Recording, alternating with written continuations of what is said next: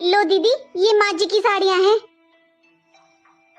हाँ भाभी, याद है मुझे, ये मेरी माँ की साड़ियाँ हैं। लेकिन भाभी, ये आप मुझे किस लिए दे रहे हो? दीदी, इन्हें कब तक रखूंगी मैं अलमारी में? अब माँ जी को मरे हुए पूरा 1 साल हो चुका है। पहले मैंने सोचा दीदी, इन साड़ियों को काम वाली को दे देती हूँ या किसी को जरूरत हो उसको। फिर मैंने सोचा एक बार आपसे पूछ लेती हूँ, आपको चाहिए तो। क्योंकि दीदी अब इनका करना ही क्या है, पड़े पड़े घर में जगह ही घेर रही हैं। लेकिन भाभी, ये साड़ियाँ इतनी पुरानी भी नहीं है। आपको कोई इनमें से पसंद हो तो आप पहन लो, वरना मैं तो ले ही लूंगी, क्योंकि ये मेरी माँ की निशानी है। अरे दीदी, कैसी बातें कर रहे हो आप? मैं क्यों पहन लूं माँ जी की साड़ियाँ?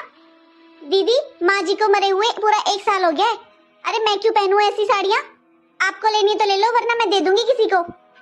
मुझे तो डर लगता है माँ जी से। भाभी, ये जो गले में आपने सोने का हार पहना हुआ है, ये भी तो शायद मम्मी का ही है ना? और जब मम्मी खत्म हुई थी तो उनके कानों में जो झुमके थे, वो भी तो शायद आपके पास ही है ना भाभी? हाँ दीदी, मैंने बहुत संभाल कर रखे हुए हैं। अच्छा भाभी, वो भी दे दो मुझे। नहीं दीदी, वो मैं आपको नहीं दे सकती। अरे सास के गहनों पर बहू का अधिकार होता है। आखिर मेरे पास भी तो माँ जी की कोई निशानी रहनी चाहिए। अरे मेरी वो सास नहीं, माँ थी, उनकी भी कोई निशानी मेरे पास होनी चाहिए ना दीदी। इसलिए दीदी, वो तो मैं नहीं दूंगी। दीदी, आप ये साड़ी ले लीजिए और इनको रोज बदल बदल कर पहनना आप। भाभी, आपको माँ की साड़ियों से तो डर लगता है, लेकिन माँ के गहनों से नहीं।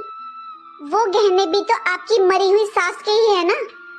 भाभी, अगर गहनों के अलावा माँ का कोई और भी फालतू सामान हो ना, तो वो भी दे देना मुझे।